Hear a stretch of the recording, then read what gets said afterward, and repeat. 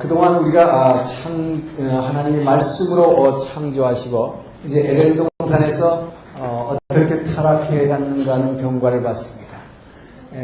이 세상 하나님이 말씀으로 지으신 이 세상, 더군다나 그 하나님의 사랑의 대상으로 우리 사람을 이 땅에 지으시고 생육하고 번성해서 이 땅에 충만하라고 충만하게 필요한 것 다 채워줄 테니까 누리고 살라고 축복하신 이 땅은 참 불행하게도 성경의 시작은 아담 하와가 하나님 말씀을 어기고 선악과를 따먹으러 말미암아 에덴 동산에서 쫓겨나는 사건으로부터 시작을 하게 됩니다. 그 아담 하와가 사탄의 유혹에 져서 타락하게 됐을 때도 그 하나님은 붙잡지 않으셨고 강제로 손을 치지도 않으셨고 눈물을 흘리면서 참고 보시했습니다. 완벽한 자유의지를 존중해 주셨습니다. 그리고 나서 그 첫 아들 가인이 동생 아벨의 제사를 흠양하시는 그 하나님, 그 동생을 질투해서 살해했을 때에도 그 하나님은 울면서 지켜보셨습니다. 그 살인자 가인에게도 에덴의 동쪽으로 쫓겨난 그 가인에게도 은혜를 베푸셨던 그 하나님입니다. 이렇게 번번이 이 땅은 하나님의 말씀으로 지으신 이 아름다운 이 세상은 첫 시작이 사탄의 유혹에 의해서 이 하나님의 사랑의 대상이 그에게 무너져 내려갔고, 그 다음에 가인과 아벨로 시작된 이 세상에서의 영적 대결에서 또 힘없이 아벨은 그 가인의 손에 죽어가야 했습니다. 자, 그런데 그 하나님께서는 이 아벨이 흘린 그 피로 대속해서 셋을 주셨고, 자, 그 셋에서 나온 후손들이 이제 에노스가 처음으로 하나님께 예배를 드렸고, 에녹은 65세 무두셀라를 낳고 평생 하나님과 동행하더니 죽음을 보지 않고 하늘로 올려갔다 그랬습니다. 자, 무두셀라가 최장수를 했고 노아가 나오고, 자, 이 셋의 후예들 여기에서 하나님이 새롭게 그 아벨의 피로 말미암아 대속해 주신 하나님의 아들들의 계열이 쭉 내려오는 것을 보게 됩니다. 자, 그런데 문제는 세상에서 타락한 가인이 에덴의 동쪽으로 와서 자기 아들 에녹을 낳고 성을 쌓고, 인간의 힘으로 하나님 없는 세상은 인간들이 성을 쌓고 내 손으로 내 힘으로 살아가고 나를 내가 지켜가겠다라는 세상을 만들어 나간다고 했습니다. 자, 이렇게 세상 나라가 이 땅에 먼저 출발했다. 자, 성경은 이를 분명히 먼저 지적하고 있는 것입니다. 이 땅은 세상 나라가 먼저였다. 세상 나라가 먼저였는데 그 하나님은 이제 그 세상 나라로부터 하나님 나라를 이 땅에 회복시켜 주시기 위한 사역을 하시게 되는데, 자, 하나님 나라라는 것이 아직 등장하지 않습니다. 그러나 하나님의 아들들, 즉 이 아벨의 피로 대속된 셋의 후예들 한 사람 아직 나라는 아니에요. 그 아들을 통해서 회복하신 역사를 하려고 했는데, 이제 문제는 이들마저도 무너져 버린다고 하죠. 주축이 무너져 버리는 것입니다. 자, 이것이 홍수 심판으로 이어진 것입니다. 이제 오늘 홍수 심판인데요. 자, 홍수 심판의 배경입니다. 하나님이 왜 이렇게 이 땅을 이렇게 축복하셨는데, 그리고 나서 에덴에서 동성에서 쫓겨나서 사는 가인까지도 축복하시고 계속 참아오셨는데 왜 인류를 이제 쓸어버리셔야 하는가 하는 것입니다. 자, 그 이유를 성경은 어떻게 설명하고 있는가? 자, 홍수 심판의 원인입니다. 하나님께서 왜 홍수 심판을 하시게 되는가? 자, 여기에 대해서 창세기는 이렇게 얘기를 하게 됩니다. 자, 하나님의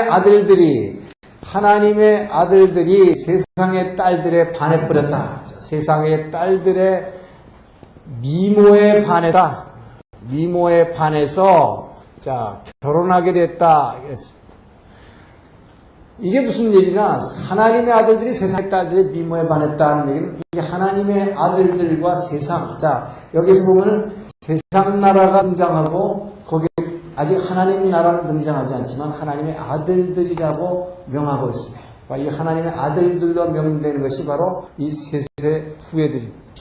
이 셋의 후예들, 이 셋의 후예들이 하나님을 예배하기 시작했고 하나님과 동행했던 이 하나님의 점점점 이 아들들이 이제 세월이 흐르다가 보니까 세상의 딸들, 이 세상 나라가 이미 시작되던 세상 나라, 이 세상 나라는 무슨 나라였습니까?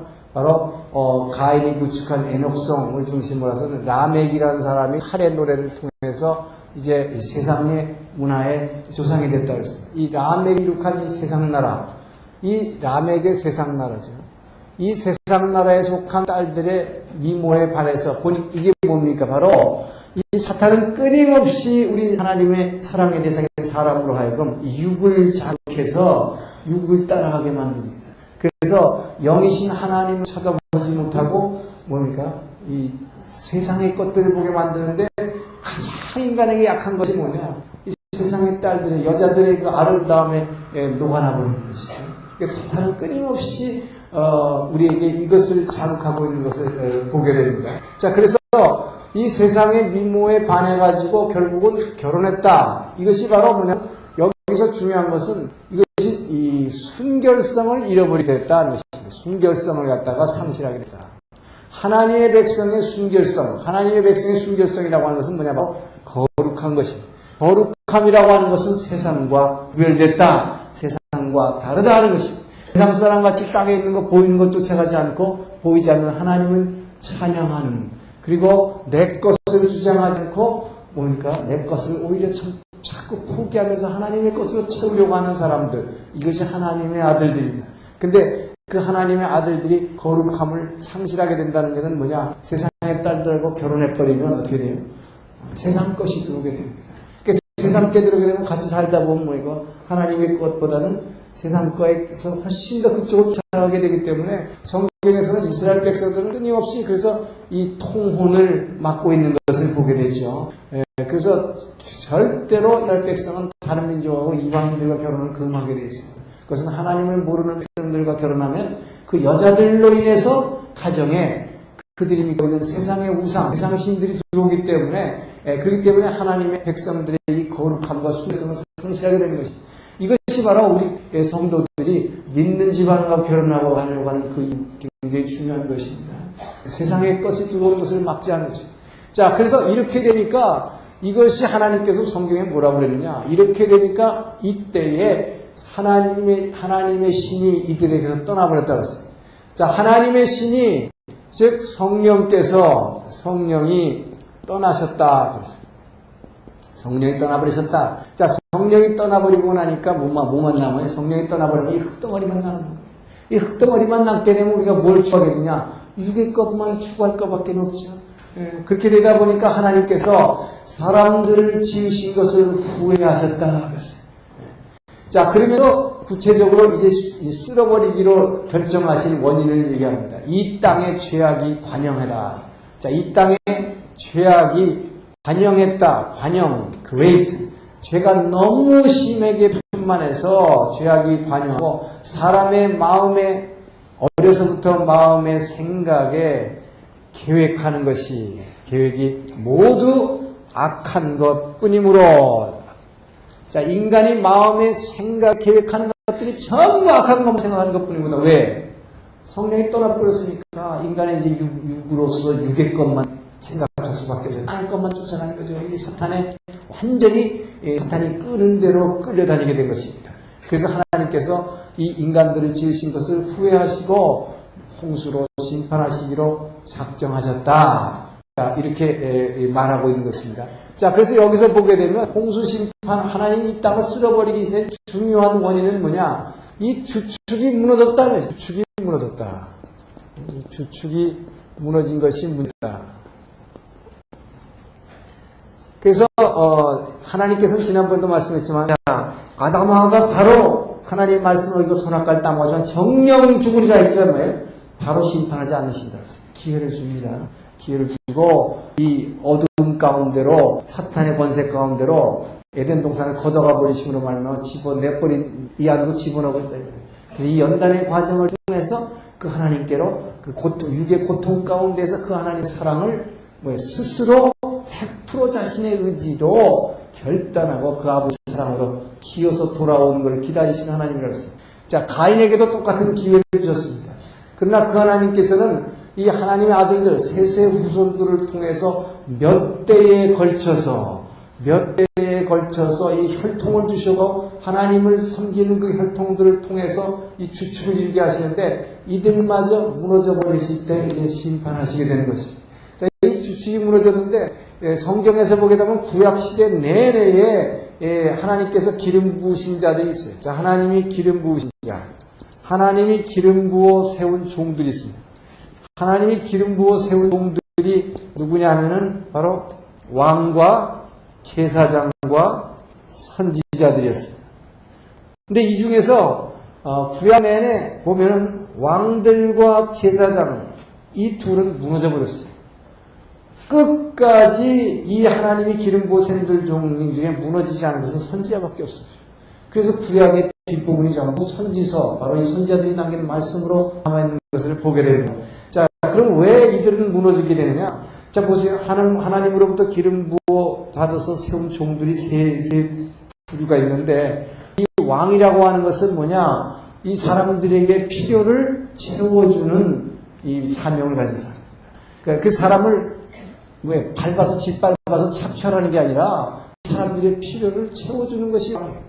그런데 이 왕이라고 하는 것은 끊임없이 섬김을 받게 됩니다. 사람들로부터 섬김을 받다 보니까 뭐예요?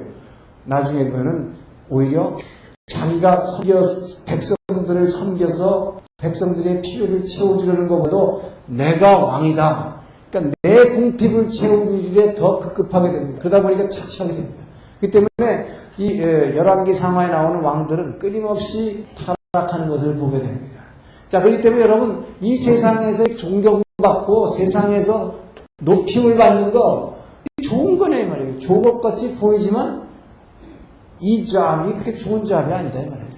이렇게 세상에서 섬김받는 것은 반드시 바로 그 섬김받는 일 때문에 뭐예요? 상대방을 착취하게 된다 말이에요. 그렇게 되기 때문에 여기서 자기의 위치를 떠나갈 수밖에 없어요. 하나님이 세운 기름 부어 세웠은 원래의 목적을 그대로 이행을 못하게 된다. 자, 그러면 제사장은 또 왜 타락하게 되느냐? 제사장은 왕하고 완전히 거꾸로 해요. 제사장은 뭔가? 자기 내 것은 완전히 버려버리고 내 것은 없고 뭐예요? 제사장들은 땅을 하나님으로부터 기업으로도 받지 못해요. 땅도 아닙니다. 자기 게 없어요. 제사장에는 내 게 하나도 없는 것입니다. 그리고 뭘 해야 되냐? 끊임없이 다른 이웃들 위해서 대속을 해야 되니까 고통스럽다는 거예요. 제사장들은. 그렇죠? 왕은 오히려 계속 섬김을 받다 보니까 원래 하나님께서 붙은 사명으로부터 벗어나기가 아주 쉽지만 또 제사장은 또 끊임없이 자기를 낮춰야 되고 자기 걸 챙기지 않아야 되는데 뭐 살다 보면 인간의 육이 연약하기 때문에 이 바로 오늘날 목사님들 중에 약점들이 여기서 나타나는 거죠. 원래 11조를 드리는 것이 이 제사장들에게는 자기 기업이 없기 때문입니다. 하나님으로부터 받은 세상의 물질이 아무것도 없기 때문에 그래서 11조를 드려서 그걸 가지고 레위 족속 제사장을 부양하기 위해서 11조 개념이 생겨난 건데, 근데 이 제사장들은 뭐예요? 끊임없이 자기를 낮추고 대속하다가 보니까 너무 힘들다. 너무 힘들어. 그러다 보니까 나도 좀 섬김받자. 제사장이 자꾸 왕들하고 그래. 이러다 보니까 구약 내내 이 왕과 제사장들은 무너지게 되는 걸 보게 돼요. 그런데 이 선지자는 끝까지 지킬 수 있는 그래도 장점이 있어요. 그건 뭐냐? 선지자는 통로 노릇만 하면 될 거야. 자기가 그냥 받은 하나님께서 막 성령께서 부어주시는 그 말씀을 그냥 막 입으로 짓거리기만 하면 돼. 그게 선지자의 사명이거든요. 이 사람은 자기가 다스리는 것도 아니고 왕같이 다스리는 것도 아니고 그렇다고 자기를 낮추면서 뭐 계속하는 것도 아니에요. 그러니까 뭐예요? 그래도 이 선지자는 말씀만 가서 이렇게 전할 수 있는. 그렇기 때문에 선지자들은 선지자들만이 기름 부은 종 사명 끝까지 감당하게 되는 것을 보게 됩니다. 자, 어쨌든 이 홍수 심판의 배경으로서 중요한 원인이 주축이 무너졌다는 거. 자, 그래서 하나님은 쓸어버리기로 하셨겠습니다. 그래서 이제 홍수 심판하게 돼 홍수 심판하는 경고합니다. 홍수 심판을 어떻게 해나가시느냐? 40일 동안 엄청난 비를 내렸죠. 비를 내리셨습니다. 그래서 이 비를 내리실 때 어떻게 하셨다고 하냐? 하늘의 창을 여셨다고 했었죠. 하늘의 창을 열고, 그 다음에 기품의 샘이 열렸다. 기품의 샘이 열리고, 하늘의 창은 뭐라고 했습니까? 지난번에 궁창 위의 물과 아래 물로 가르쳐서 궁창 위의 물을 갖다가 완전히 쏟아 부으셨다 하는 것입니다. 자, 이것이 바로 홍수 심판이에요. 그리고 기품의 샘, 땅의 밑에 있는 샘을 다 터버리니까 이게 여러분 왜 가능한 거 이걸 알아야 되는 거예요. 자, 우리가 뭐 물리학이라는 걸 잘 모른다 할지라도 이게 바다고 여기가 유지가 있다고 봅시다. 그러면 우리가 어렸을 때 자연 시간에 배운 거 비라는 개념은 뭡니까? 바다에 있는 물이 증발해가지고 이렇게 구름이 됐다가 다시 떨어지는 게 비예요. 그렇죠? 그러면 아무리 비를 많이 내려도 여기 있는 육지를 다 덮는다는 건 불가능해요. 그래서 이게 소위 말하는 질량불변의 법칙이죠. 바닷물이 올라갔다가 다시 내려오는 거기 때문에 이 바닷물이 육지 아무리 많이 덮어봐야 이 위를 다 덮을 수 없다. 자, 그러니까 뭐예요? 하나님께서 궁창 위의 물, 하늘에 있는 물 창을 열어버리니까 위에서 그대로 다 쏟아져 버리니까 이 위가 다 덮여버린 것이. 이게 바로 홍수심판의 개념이에요. 그래서 이때부터 생태계가 완전히 달라져가지고 이전까지는 이제 900년 몇 년씩 막 이렇게 1000년씩 막 이렇게 살다가 이후로 이제 맥시멈 100년 근처로 돼가는 거죠. 한 120년 정도. 오래 사는 사람들이 120년, 140년. 자, 어쨌든 40일 동안 비를 내렸는데 40일 동안 비를 내리고 나서 어떻게 했냐? 7개월간 표류를 했습니다. 여러분, 우리는 성경을 통해서 그냥 홍수심판이 있었나 보다 그러니까 그렇지 그 안에 들어가 있었던 사람을 한번 생각해 보세요.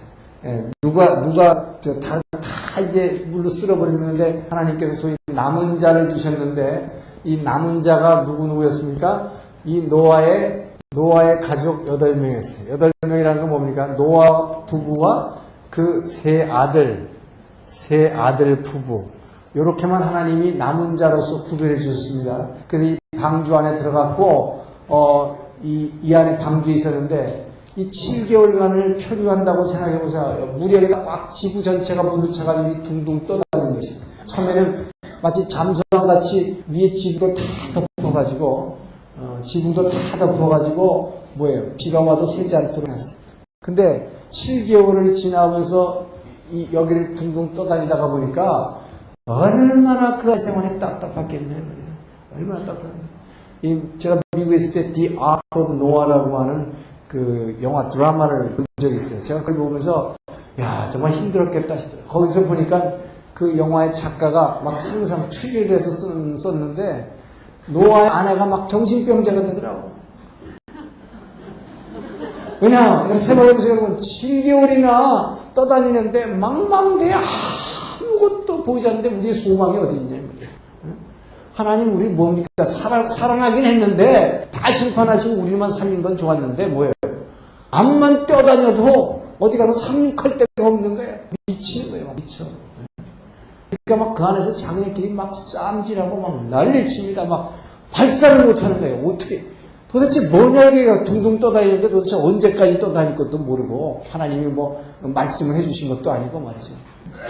그러니까 진짜 이 안에 있었던 이들의 그 마음의 답답함은 말할 수 없는 것이죠. 자, 이렇게 표류하고 나서 결국은 아라랏산에 걸리게 됩니다. 아라랏산에 걸리게 되는데 이 아라랏산에 이제 방주가 걸리게 되죠. 드디어 방주가 걸리면서 물이 빠지기 시작하는데 물이 얼마 동안 빠지냐? 4개월간 물이 빠지게 됩니다. 그러니까 물 빠지는 기간을 또 기다려야 되니까 이게 그냥 여러분 아라랏산에 딱 걸렸다고 이제 다 내려와라 이게 아니다 이 말이에요. 뭐예요? 물로 약 8개월 이상을 잠겨 있었던 땅이기 때문에 완전히 갯벌같이 돼버리면 갯벌같이 내려올 수가 없어요. 그러니까 물이 우선 완전히 다 빠지고 기다리는데 4개월이 걸렸다. 자, 그래서 전부 합하니까 약 1년 10일 만에 방주에서 나오게 됩니다. 방주에서 나오게. 1년 10일 만에 방주에서 나오게 되는데 바로 이 하늘의 창이 열고 기쁨의 샘이 솟게 해가지고 가지고 물을 그냥 있는 대로 다 파버려가지고 이 땅을 다 뒤집어 엎었다. 다 뒤집어 엎었다는 게 뭐냐? 바로 처음에 하나님이 창조할 당시에 어떻게 했습니까? 궁창 위의 물과 궁창 아래의 물, 이게 궁창이고 하늘이죠. 궁창 위의 물과 아래 물로 구분해 놨어요. 이게 뭡니까? 말씀은 하나님 말씀을 살았고 운동력이 있습니다. 하나님의 말씀의 운동력, 하나님의 말씀의 에너지로 뭐예요?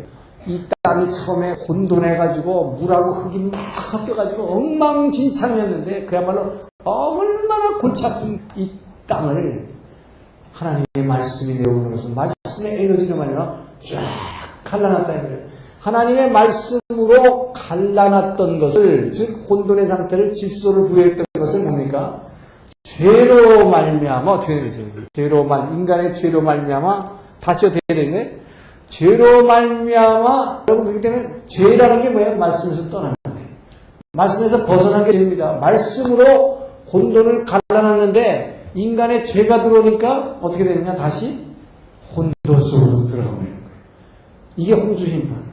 그러니까 여러분들이 이 세상에서 결국 말씀에서 벗어난 이 죄가 들어올 때에 바로 뭡니까? 혼돈 속으로 들어가요. 그래서 죄가 들어오고 나면 여담이 골치 아픈 일들이 많습니다. 그러니까 막 골치 아픈 거예요. 골치 아프다 이 자체가 뭐예요? 내가 내 삶 가운데서 말씀에 벗었기 때문에. 그 말씀에서 벗어나면 다시 혼돈 속으로 들어가요. 질서가 무너지기 때문에. 이것이 홍수심판입니다. 자, 그래서 이 홍수로 심판을 이렇게 하시고 다 쓸어버리셨는데, 자, 쓸어버리고 나서 이 방주에서 나왔어요. 방주에서 나오고 나서 하나님께서 노아와 언약을 맺으십니다. 자, 노아와 언약을 하십니다. 근데 노아와 제일 먼저 언약을 하실 때 하나님께서는 어떻게 노아가 그래도 방주에서 나오자마자 그러냐? 노아는 방주에서 나오자마자 하나님께 제단을 쌓고 번제를 드리게 됩니다. 이 노아의 의인 노아의 믿음은 아직까지는 괜찮았어요. 그래서 나오자마자 하나님께 참으로 감사하다고 한 이 예배를 드리게 됩니다. 그리고 이 짐승들 중에서 번제를 잡아서 정결한 곳으로 하나님께 번제를 드리게 됩니다. 그때 하나님께서는 이것을 참으로 귀히 여기시고 노아의 믿음을 귀히 여기시고 어떤 언약을 주시냐? 다시 이 에덴 동산에서의 언약, 에덴 동산의 언약을 재확인해 주셔요. 이게 무슨 얘기냐? 바로 창세기 1장 20절 하나님께서 제일 먼저 이 세상의 모든 만물을 지으시고 뭐라고 했어요? 생육하고 번성하 이 땅에 충만하라고 했어요. 만물을 다 다스리라. 요 말씀, 바로 에덴 동산의 원축복을 다시 재확인해 주시는 것입니다.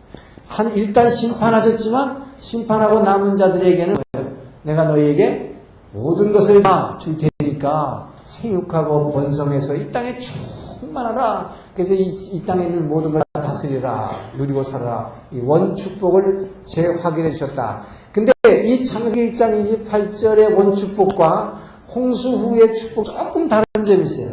그 끝에 뭐라고 되어 있냐? 한 가지 달라진 게 뭐냐? 이제 짐승들이 너희를 두려워할 것이다. 짐승들이 두려워할 것이다. 이것은 두 가지 이유가 있는데 왜 짐승이 두려워하냐? 첫째는 하나님께서 여기서 어떻게 하셨느냐?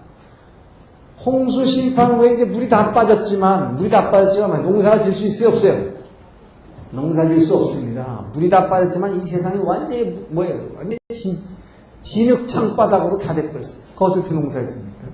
자, 그래서 여러분 그때 우리 처음엔 창조할 때 일 안 했지만 하나님께서 우리 사람을 지으셔지고 에덴 동산의 사람들에게 우리에게 음식물로 허락하신 것이 뭡니까? 플랜트, 식물입니다. 오직 식물이 그것도 씨가 있는 식물만 먹어라 라고 하나님이 우리에게 허락하셨어요. 그러니까 식물을 허락하시 짐승작을 먹으라는 얘기가 없었습니다.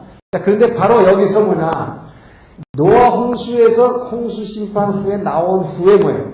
농사를 지을 수가 있기 때문에 이 사람이 그 당시 먹을 수 있는 유일한 식량이 줄 수 있는 게 뭐예요? 짐승밖에 없어요. 자, 그래서 하나님께서 이때 드디어 육식을 허용하셨다 이렇게 되셨습니다. 그래서 이것이 바로 뭐냐? 이것이 바로 하나님의 때를 따라 도우시는 하나님.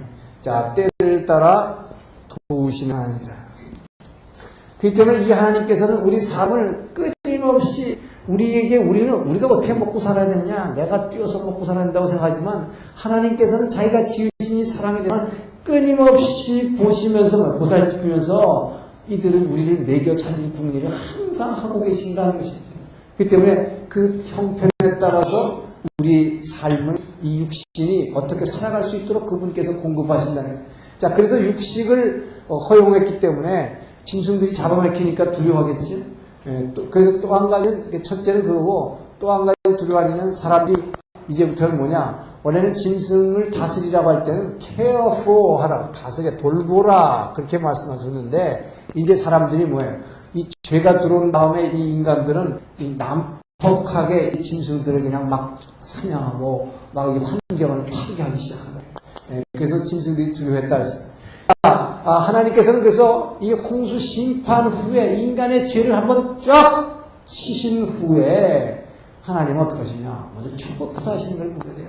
하나님은 항상 죄악의 현장에서 우리에게 축복하시는 것을 보게 됩니다. 우리 타락할 때도 그렇게 봤지만, 자, 그래서 홍수 심판하신 후에 먼저 에덴 동산의 언약을 재확인하셨다는 것.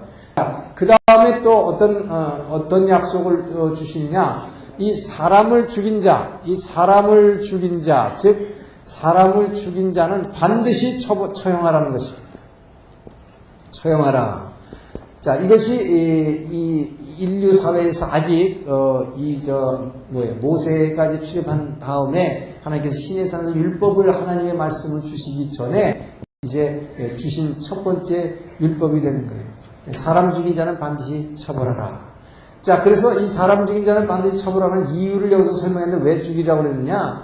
이 사람이라고 하는 것은 왜 하나님 땅에 지으셨는가? 하나님의 형상을 닮아 지으셨다고 그러죠?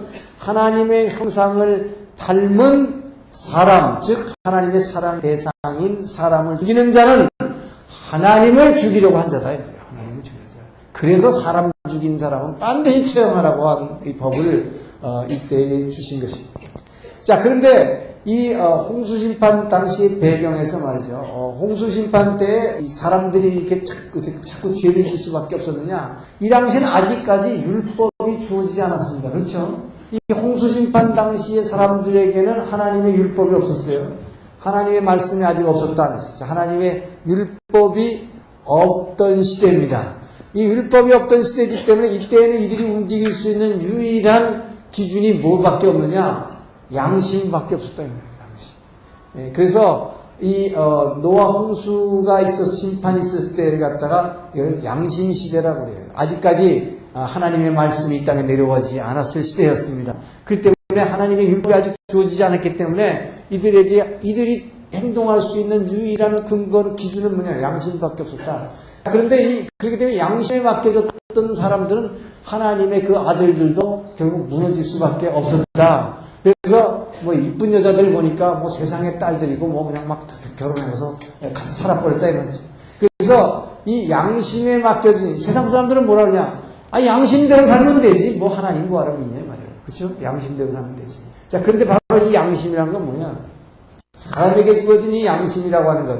이 양심이라고 하는 것은 바로 시간과 공간을 따라서 완전히 변화되는 것이 양심입니다. 그렇죠? 그렇기 때문에 이 양심이라고 같이 이게 정말 이 고무줄이 없어요. 지멋대로죠. 그러니까 이 네로 황제 때의 이 시간 보면 네로 황제 때의 양심은 그 많은 사람들 다 부질러서 죽여도 전혀 양심이 거리낌이 없지만 오늘날 만약에 어떤 대통령이 로마 시민들을 그냥 다 불질러갖고 다 죽였다. 이건 당장 재판받아가지고 그냥 사형감이죠. 이 시간에 따라서 그 양심은 언제나 변한 것이고, 공간에 따라서 지금 같은 시간이지만, 북한의 김정일의 양심과 우리의 양심은 너무나 다르다는 거예요. 이 양심이라고 하는 건 그렇기 때문에, 이 시간과 공간에 따라서 언제든지 변화되는 것이기 때문에, 그래서 이 예레미야 17장 9절에서는 뭐라 그러냐? 만물보다 거짓되고 부패한 것이 사람의 마음이야. 이 세상 어떤 만물보다도 어떤 everything 사람 이외에 다른 어떤 것보다도 거짓되고 부패한 것이 사람의 마음이에요. 그렇기 때문에 이 사람 마음으로 그래서 사람 마음 생각대로 살아버리면 이것은 반드시 죄밖에 없다 이 말이에요. 근데 사람들은 양심대로 살면 된다. 이 사람의 생각에 대로 산 결과, 양심대로 산 결과는 바로 홍수 심판이었다 하는 것입니다.